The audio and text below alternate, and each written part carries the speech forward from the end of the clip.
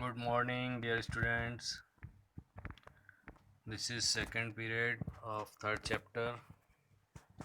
पिछली क्लास में आप लोगों ने ये जाना कि विद्युत धारा क्या होती है, आवेश के प्रवाह की दर को विद्युत धारा कहते हैं, और विद्युत धारा में जो आवेश वाहक होते हैं वो किस तरह से किसी चालक में गतिशील होते हैं, और चालक में इनकी गति को अवरुद्ध करने वाला चालक का प्रतिरोध कहलाता है, जिसे हम कैपिटल R से दर्शाते हैं, और जिसका मात्रक ओम होता है, जो कि ओम के नियम में हमने पढ़ा है। और ओम के नियम से ही हमको पता चला है कि V समानुपाती I होता है, अर्थात किसी चालक का विभवांतर उसमें प्रवाहित धारा के समानुपाती होता है, या इसी नियम को हम समीकरण के रूप में लिखते हैं V बराबर R इंटू आई, जहाँ R चालक का प्रतिरोध है।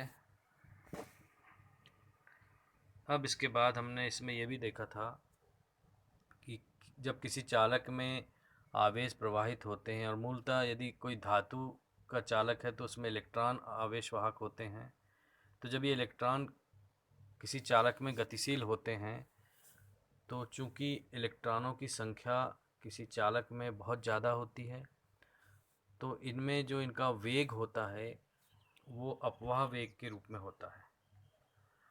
आज हम उसी अपवाह वेग के व्यंजक को व्युत्पन्न भी करेंगे, लेकिन उसके पहले एक बार और हम ये बता दें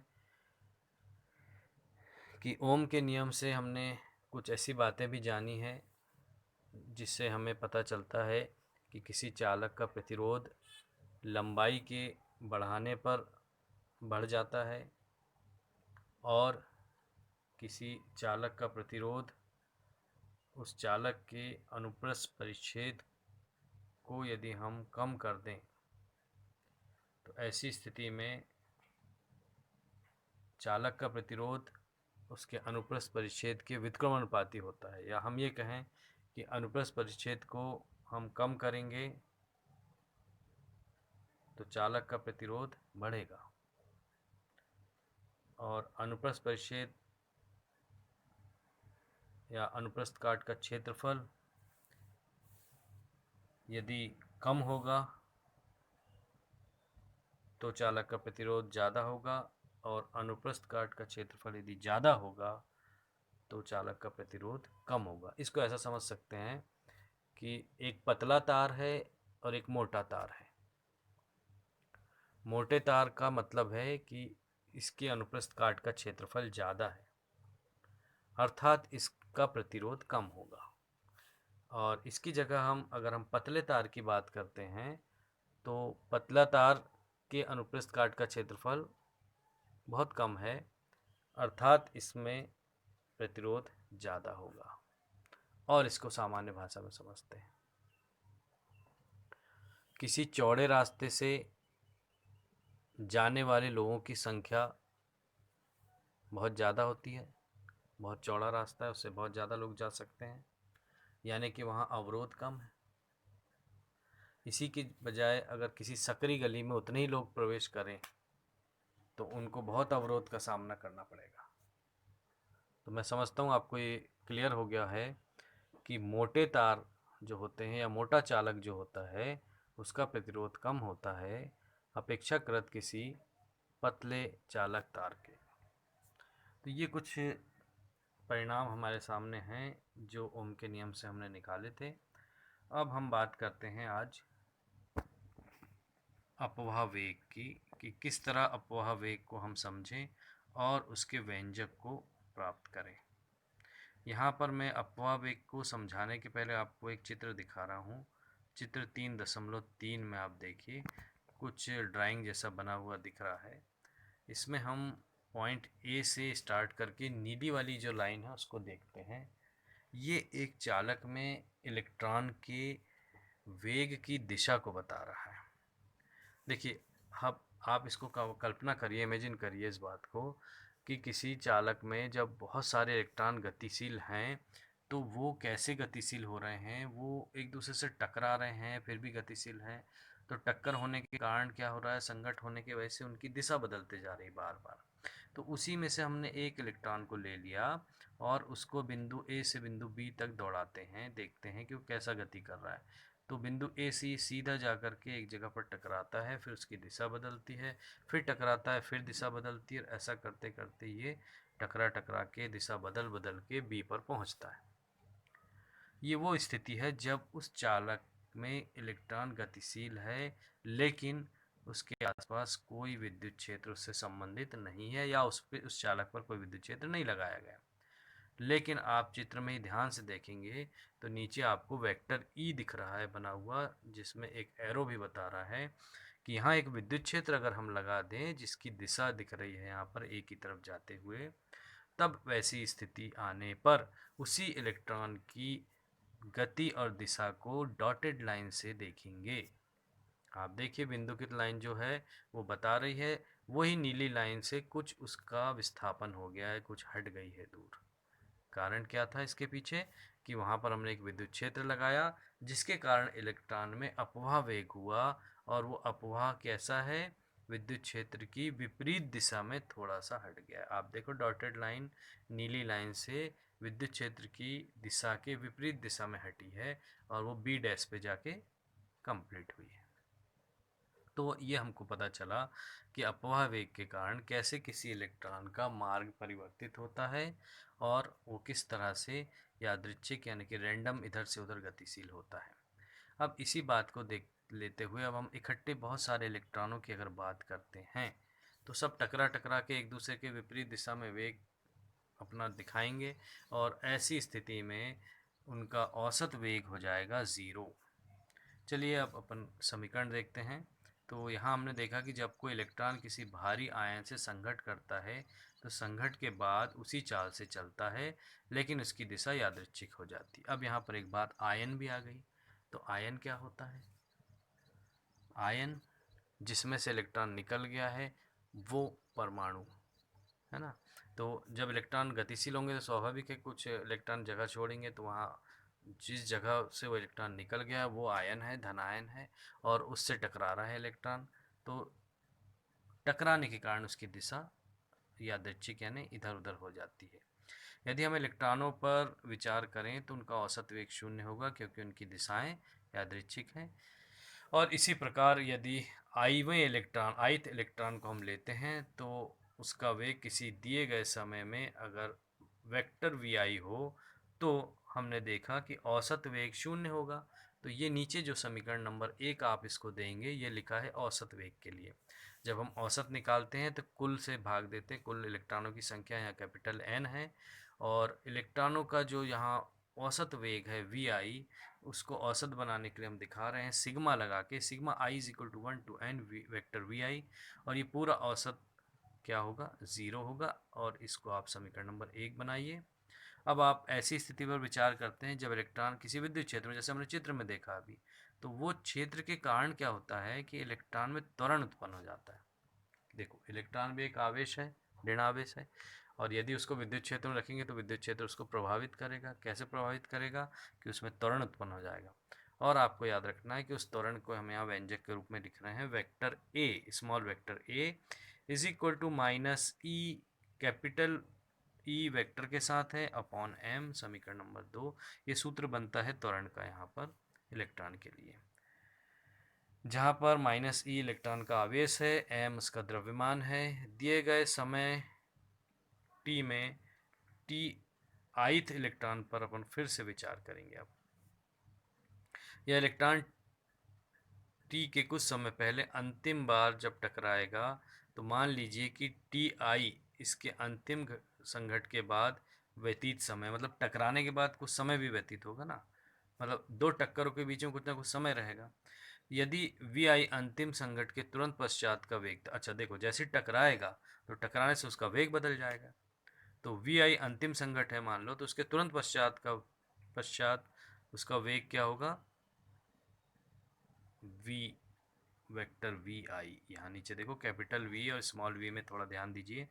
capital V vector V I is equal to small vector V I plus ये जो त्वरण है हमने ऊपर देखा अभी, small a is equal to था, उसके साथ ti का गुणा होगा और ये होगा आपका समीकरण नंबर 2। अब देखिए, चूंकि अपने अंतिम संघट्ट से आरंभ करने के पश्चात यह इलेक्ट्रॉन किसी समय अंतराल ti के लिए, हमारा जो पहला समीकरण है उसके द्वारा दिए गए त्वरण के साथ त्वरित होता है। पहला नहीं, दूसरा समीकरण है ना। पहला समीकरण तो औसत वेग का था, दूसरा समीकरण समीकरण नंबर 2 त्वरण का था, और ये तीसरा समीकरण अपने जो यहाँ पर 3.16 है इसको दिया है।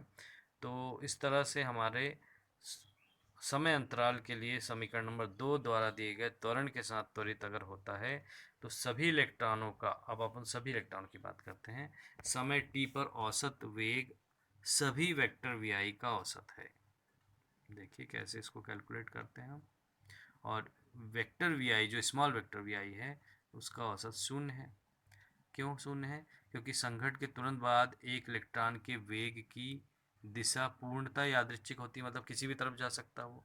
इलेक्ट्रॉनों के संघट्ट नियमित काल अंतरालों पर ना होकर यादृच्छिक समय में होते हैं, यानी कि एक पर्टिकुलर टाइम का डिस्टेंस नहीं आता, उसमें कभी भी होते रहते हैं। तो यदि लगातार संघट्ट के बीच औसत समय को हम टाउ से निर्दिष्ट करते हैं तो किसी दिए गए समय में कुछ इलेक्ट्रॉन टाउ से ज़्यादा और कुछ टाउ से कम समय व्यतीत किए होंगे।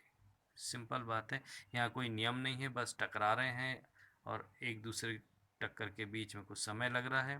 तो ऐसी स्थिति में हम टाउ को यहाँ पर देखते हैं कि जैसे जैसे हम आई के मान 1 2 3 से लेकर n देते हैं तो हम समीकरण में देखेंगे, जो हमारा समीकरण था त्वरण वाला, उसके बाद वाला, कि उसके अनुसार समय टी आई के मान कुछ के लिए टाउ से ज़्यादा होंगे, यही टी आई के मान, और कुछ के लिए टाउ से कम होंगे। अब कुछ ज़्यादा है कुछ कम है तो इसका औसत क्या होगा? इसका औसत हम बताएंगे टाउ से। तब टी आई का औसत मान टाउ है, जिसे विश्रांति काल कहते हैं। इसका एक पर्टिकुलर नाम दिया गया है, विश्रांति काल। इस प्रकार किसी दिए गए समय टी पर, अब हम टी की बात करते हैं, किसी दिए गए समय टी पर इलेक्ट्रॉन कितने ले रहे हैं? Capital N. तो उसके लिए समीकरण का औसत लेने पर हमें औसत वेग वी प्राप्त होता है। यानी कि हम, जो हमारा समीकरण था, कौन सा समीकरण था? 3.16 वाला, यानी समीकरण नंबर 3 था। उस समीकरण नंबर 3 से हम यहाँ औसत वेग दे रहे हैं और इसको दर्शा रहे हैं वेक्टर वी से। यही अपवाह वेग का व्यंजक आने वाला है। देखिए, वेक्टर वी समतुल्य है कैपिटल वेक्टर वी आई के औसत से। इसको हम निकालेंगे स्मॉल वी आई का औसत minus E vector E upon M into T I का औसत। तो आप देखिए, हमने पिछले समीकरण में कहीं निकाला था ना, औसत वेग शून्य है, तो इसका मतलब वी आई औसत हमारा 0 हो गया, minus E E upon M into tau, ये बचेगा हमारे पास ऋण चिन्ह के साथ, और इसी को हम कहते हैं अपवाह वेग, इलेक्ट्रॉन का अपवाह वेग। देखो, इसमें एक अजीब सी बात है कि हम कह रहे हैं इलेक्ट्रॉन यद्यपि त्वरित है, त्वरित का मतलब प्रति सेकंड या उसके वेग की दर जो है वो बढ़ते जा रही है, त्वरण का यही मतलब होता है। लेकिन आगे हम क्या कह रहे हैं? एक औसत वेग से गतिमान है। दोनों बातें हैं जो समय पर निर्भर नहीं करती, जबकि वेग प्रवाह की दर को त्वरण कहते हैं, यानी कि समय पर निर्भर होने वाली बात है। और दूसरी बात यहाँ क्या बताई जा रही कि औसत वेग से गतिमान है जो समय पर निर्भर नहीं करता, इसलिए ये घटना कहलाती है अपवाह की। और इसका जो व्यंजक हमने प्राप्त किया है इसको आप समीकरण नंबर 4 देंगे। समीकरण नंबर 4 में आपको प्राप्त होगा वी डी बराबर minus E capital E vector के साथ अपॉन एम इंटू टाउ। तो ये इतना ही जानकारी आपके लिए अपवाह वेग की पर्याप्त है। इसके बाद हम अगले टॉपिक पे चलते हैं जो कि हमारे लिए बहुत महत्वपूर्ण है, और वो अगला टॉपिक आपका है गतिशीलता।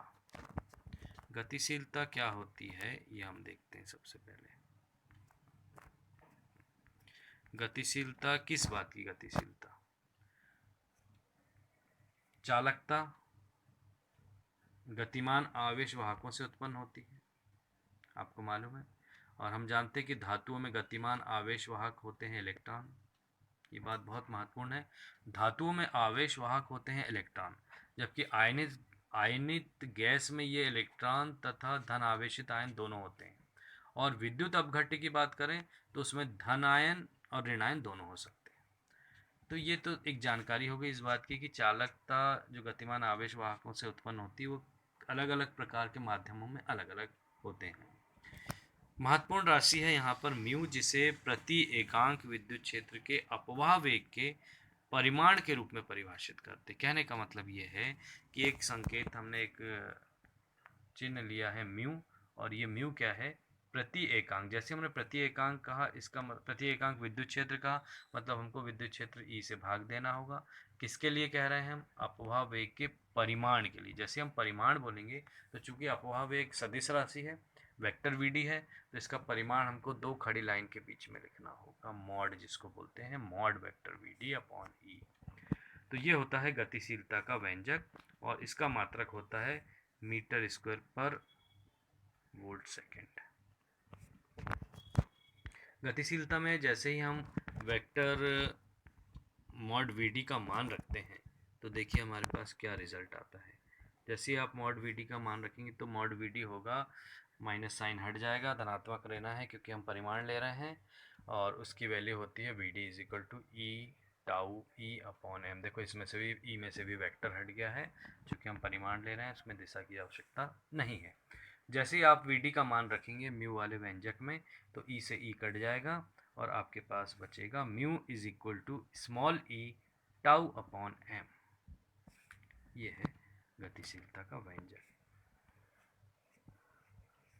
हमने ओम का नियम पढ़ा है, तो ओम का नियम जो है वो आप फिर से रिकॉल कीजिए, ध्यान में लाइए कि V समानुपाती I, यानी कि हम ये कह सकते हैं कि वोल्टेज जो है वो धारा के समानुपाती होता है, या हम समझने के लिए अपने शब्दों में ये कह सकते हैं कि जैसे जैसे किसी चालक का वोल्टेज बढ़ाया जाएगा उसके संगत उसकी धारा भी बढ़ेगी। लेकिन ओम के इस नियम की कुछ सीमाएं हैं जो हम यहाँ पर देखने जा रहे हैं। नंबर ए, V की I से अनुपातिकता समाप्त हो जाती है। देखो हमने अभी समझा इस बात को कि जैसे जैसे V को बदलेंगे वैसे वैसे I बदलेगा। चलिए एक चित्र देखते हैं 3.5, ऐसा हो रहा है कि नहीं हो रहा है। यहाँ पर दो लाइनें दिख रही हैं, एक डॉटेड लाइन है, एक नीली लाइन है। अगर ऐसा हो रहा होता, अनुपातिकता बनी रहती, तो हमेशा बिंदुदार लाइन में ही ये संबंध बना रहता। लेकिन जैसे जैसे हम देख रहे हैं कि V का मान बढ़ रहा है, I का तो बढ़ रहा है, लेकिन आगे जाके एक स्थिति ऐसी आती है कि V का मान तो बढ़ने लगता है लेकिन I का नहीं बढ़ता, अर्थात नीली वाली लाइन जो है वो बैंड हो रही है लेफ्ट साइड में, आप देख सकते हैं। इसका मतलब है अनुपातिकता समाप्त हो गई। सेकंड है V तथा I के मध्य संबंध V के चिन्ह पर निर्भर करता है। दूसरे शब्दों में यदि हम कहें कि कुछ वोल्टेज V के लिए धारा I है तो V का परिमाण स्थिर रखकर इसकी दिशा बदलने पर विपरीत दिशा में I के परिमाण की धारा उत्पन्न नहीं होती। ऐसा डायोड में होता है, जो अपन आगे के चैप्टर्स में डायोड के बारे में जब डिटेल पढ़ेंगे ना, तब उसके अभिलाक्षणिक में आपको देखने को मिलेगा। अभी यहाँ पर हम उसका चित्र देख सकते हैं। देखो यहाँ पर एक डायग्राम बना है, यह है डायोड का अभिलाक्षणिक वक्र। इसमें एक नीला वक्र दिखाई दे रहा है, और आपको यहाँ पर वोल्टेज 0.2 -2 1.5 मिली एम्पियर में धारा और माइक्रो एम्पियर में धारा दिख रही है। मतलब यहाँ पर स्पष्ट दिख रहा है कि अगर हम वोल्टेज 0.2 वाली लाइन में देखते हैं, बढ़ाते हैं, तो धारा मिली एम्पियर में ऊपर की तरफ बढ़ रही है। लेकिन यही वोल्टेज अगर हम घटाते हैं, माइनस की तरफ जाते हैं, तो यहाँ पर धारा का जो मान है वो माइक्रो एम्पियर में नीचे की तरफ है। यानी वोल्टा तथा धारा के ऋण व धन मानों के लिए अलग अलग तरह से ये संबंध आ रहा है, यानी कि एक सीधी रेखा नहीं आ रही। हमने अनुपातिकता में पढ़ा कि V को अगर हम बदलेंगे तो I भी बदलेगा, तो इसमें सीधी रेखा ना आता, लेकिन यहाँ वक्र आ रहा है और धन और ऋण दोनों मानों के लिए आ रहा है। तो ये क्या हो रहा है कि समान परिमाण की धारा उत्पन्न नहीं हो रही है। तीसरी बात आती है ओम के नियम की सीमाओं में कि ये V तथा I के मध्य संबंध एकमात्र संबंध नहीं है, यानी कि धारा I के लिए V के एक से अधिक मान हो सकते हैं। आप देख सकते हैं चित्र 3.7 में, बहुत अच्छे से समझ में आएगा आपको। वोल्टता को हमने V को x अक्ष पे लिया है, धारा को I को हमने y अक्ष पे लिया है। जीरो से स्टार्ट कर रहे हैं, जैसे जैसे वोल्टेज बढ़ रहा है, देखो धारा बढ़ रही है, हमारा नीला वक्र ऊपर की तरफ जा रहा है, एक आरेखिक क्षेत्र दिख रहा है आपको वहाँ पर। और वोल्टेज जब हमने बहुत और बढ़ाया तो धारा का अधिकतम मान I का हमको यहाँ पर मिला। लेकिन अब होना क्या था कि अभी फिर वोल्टेज बढ़ता तो धारा को भी बढ़ते जाना था, लेकिन ये ऐसा नहीं हो रहा है यहाँ पर, बल्कि क्या हो रहा है, जैसे ही हम वोल्टेज और आगे बढ़ाते हैं तो अब धारा वाला वक्र देखो नीचे आने लगा। तो इससे क्या पता चला हमको कि V और I के मध्य संबंध एकमात्र संबंध नहीं है, यानी कि धारा I के लिए V के एक से अधिक मान यहाँ पर मिल रहे हैं। अब बात करते हैं हम अलग अलग पदार्थों की प्रतिरोधकता पर। प्रतिरोधकता से आपको समझ में आ जाना चाहिए कि जो भी चालक हैं वो अपने अंदर से अगर विद्युत धारा को आसानी से बहने देते हैं, यानी कि आवेशों का गमन सुगमता से जिन चालकों में होता है, हम कह सकते हैं कि उनकी प्रतिरोधकता कम है, यानी उसमें अवरोध कम है। तो कुछ ऐसे भी होंगे जिसमें अवरोध ज़्यादा होगा, कुछ ऐसे भी होंगे जिसमें अवरोध ताप के साथ बदलेगा। इसी आधार पर हम वर्गीकरण देखते हैं चालक, अर्धचालक और विद्युत रोधी का। धातुओं में जो प्रतिरोधकता होती है वो 10 की घात ऋण 8 ओम मीटर से 10 की घात ऋण 6 ओम मीटर के परिसर में होती है, यानी कि बहुत कम प्रतिरोधकता है। इसके विपरीत सिरेमिक है, रबर है, प्लास्टिक है, ये सब विद्युत रोधी पदार्थ हैं। क्यों विद्युत रोधी हैं?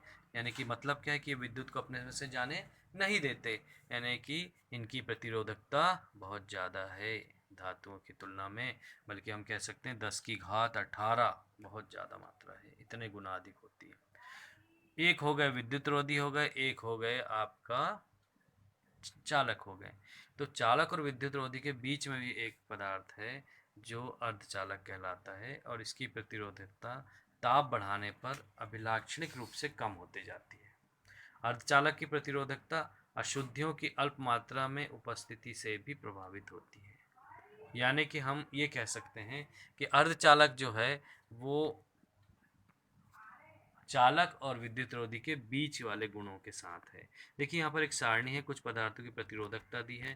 जैसे चांदी की मैं बात करता हूँ, चांदी एक ऐसा चालक है जिसकी प्रतिरोधकता बहुत ही कम होती है, यानी कि हम ये कह सकते हैं कि चांदी विद्युत का बहुत अच्छा चालक है, इसमें बहुत आसानी से विद्युत प्रवाहित। फिर उसका तांबा, एल्युमिनियम, टंगस्टन, लोहा, प्लेटिनम, पारा, निक्रोम, ये सब आते हैं। और इसी तरह अर्धचालक के भी नाम यहाँ पर दिए हैं और विद्युत रोधी के भी दिए हैं, और इनके साथ साथ उनकी प्रतिरोधकता भी दी हुई है। आपने देखा होगा रेजिस्टेंस शब्द सुना होगा, प्रतिरोध। और प्रतिरोध के लिए जो विद्युत उपकरणों में बहुत सारे रेजिस्टेंस उपयोग में लाए जाते हैं वो दो प्रकार के मूल रूप से होते हैं। एक तार आबद्ध यानी तारों को लपेट करके बनाया जाता है प्रतिरोधक, और एक होता है कार्बन प्रतिरोधक। ये दो प्रकार के प्रतिरोधक हम पढ़ने वाले हैं। तो तार आबद्ध प्रतिरोधक किसी मिश्र धातु जैसे मैंगनीज, कांस्टेंटाइन, निक्रोम या उनके जैसे तारों को लपेट कर बनाए जाते हैं, और इनका चयन बहुत ज़्यादा इस बात पर निर्धारित होता है कि इनकी प्रतिरोधकता पर ताप का प्रभाव हम ये मान के चलते कि बिल्कुल नहीं के बराबर होता है। और इन प्रतिरोधों का परिसर एक ओम के किसी अंश को लेकर कुछ 100 ओम तक होता है। जैसे उच्चतर परिसर परिसर के प्रतिरोधक मुख्यतः कार्बन में बनाए जाते हैं। मतलब जैसे बहुत हाई रेजिस्टेंस का आपको हाई रेंज का रेजिस्टेंस बनाना है तो वो कार्बन रेजिस्टेंस होते हैं, और कार्बन रेजिस्टेंस जो होते हैं बहुत सुसंहत और सस्ते होते हैं और बहुत आसानी से अवेलेबल भी हो जाते हैं। तो इलेक्ट्रॉनिक परिपथ में व्यापक रूप से ये उपयोग में लाए जाते हैं। आपको मैं सर्किट दिखाऊंगा जब आप प्रैक्टिकली क्लास में रहेंगे, तो उसमें आप ये सारे जितने प्रकार के कार्बन प्रतिरोधक हैं उनको देख पाएंगे। अब कार्बन प्रतिरोधक चूँकि बहुत छोटे होते हैं तो उसमें क्या होता है, जैसे ही गेहूं का दाने के बराबर भी होते हैं, तो ऐसी स्थिति में इनकी जो माप है, प्रतिरोधकता है, वो उन पर लिखी नहीं जा सकती है ना। जैसे बड़े प्रतिरोधक हैं तो उसमें तो ये अंकित किया जा सकता है कि उनकी प्रतिरोधकता कितने हैं, प्रतिरोध कितने ओम का है, वो है ना। लेकिन ये वाले जो होते हैं इनमें कार्बन प्रतिरोधक के ऊपर कुछ रंगों की धारियां बनाई जाती हैं जिसे हम वर्ण कोड कहते हैं।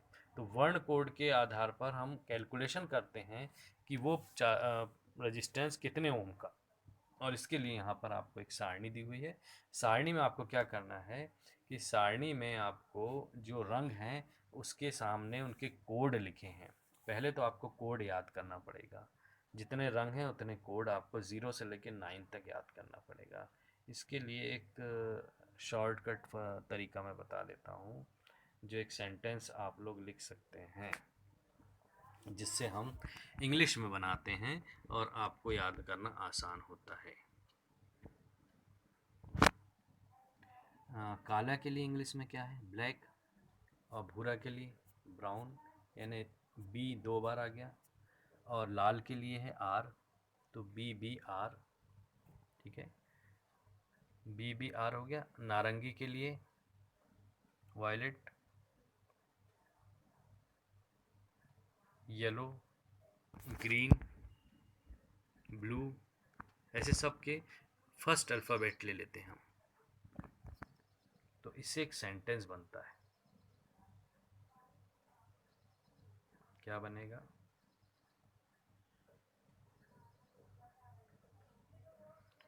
ऑरेंज आएगा, है ना, नारंगी, नारंगी, orange, yellow. BB Roy has a beautiful wife. अब इससे आप बनाइए, क्या बनेगा? एक सेंटेंस बना। क्या सेंटेंस बना? BBR।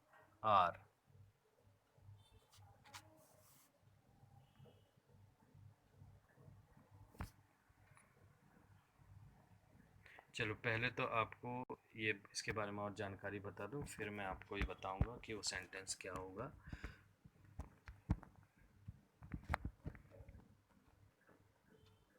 यहाँ पर आप देखो कैसे इसको कैलकुलेट करते, फिर मैं लर्न करना कैसे याद करना वो मैं सेंटेंस बताता हूँ, है ना।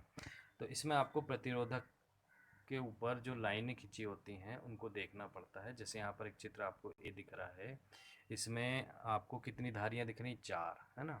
जिसमें से आपको जिस तरफ से चांदी रंग या गोल्डन लाइन या बिना लाइन होता है उसके अपोजिट साइड से गिनना रहता है। जैसे इस लाल से गिनेंगे हम, लाल लाल लाल 3 बार आ गया, तो लाल लाल लाल कर रहे हैं आप, तो इसका मतलब उसका कोड क्या है? 222, 3 बार 222 है। तो हम ऐसे सामान्य तौर पर देखेंगे तो हम क्या लिखेंगे? 222। लेकिन ऐसा नहीं है, इसके कैलकुलेशन के लिए हमारे यहाँ गुणक भी होता है। जो अंक रहता है उसको 10 की घात में लगा के गुणा करते हैं। देखो अब यहाँ पर कैसे गुणा कर रहे हैं, चित्र में ही देखो आप। चित्र ए के लिए 3 बार 2 आया, तो 2 बार 2 डिजिट तक तो आप 2 को बना लेकर के 2 डिजिट से 22 बना लेंगे। तीसरा जो लाल रंग है उसको 10 की घात में लगाएंगे, यानी गुणा करके लिखेंगे, तो 22 गुणा 10 की घात 2 ओम। और इसके आगे चांदी का रंग है, तो ये इसकी क्या बोलते हैं, सहता बताता है, यानी कि वो कितनी रेंज तक आगे और सहन कर सकता है, मतलब कितने परसेंट और उसकी कैपेसिटी से ज़्यादा काम कर सकता है। तो अगर यहाँ पर चांदी का रंग है तो 10% वो ज़्यादा जा सकता है, मतलब 22 गुणा 10 की घात 2 ओम से 10% और आगे तक उसकी वैल्यू यूज़ हो सकती है, या 10% कम, उससे कम यूज़ हो सकती है। और इसी तरह एक और चित्र में आप देखिए, पीला, बैंगनी, भूरा, सुनहरा 4 हैं। यहाँ पे गोल्डन आ गया, वहाँ जैसे सिल्वर था वैसे यहाँ गोल्डन है, तो इसके अपोजिट हम पीले से काउंट करेंगे। पीला बैंगनी से बन गया 4 7, और भूरा हो गया 10 की घात 1, यानी 10, यानी 47 इंटू 10। और यहाँ पर जो इसकी सहजता है ये ±5% हो जाएगी। तो इस तरह से हम किसी भी कार्बन कोड के द्वारा हम प्रतिरोधक का मान निकाल सकते हैं। ये आपको अब आ जाना चाहिए, और इसको लर्न करने के लिए मैं अगले वीडियो में आपको वो सेंटेंस बताऊंगा जिसको आप बहुत खुशी खुशी याद कर लोगे और आपको कार्बन कोड याद हो जाएगा। तो आज की इस क्लास में इतना ही।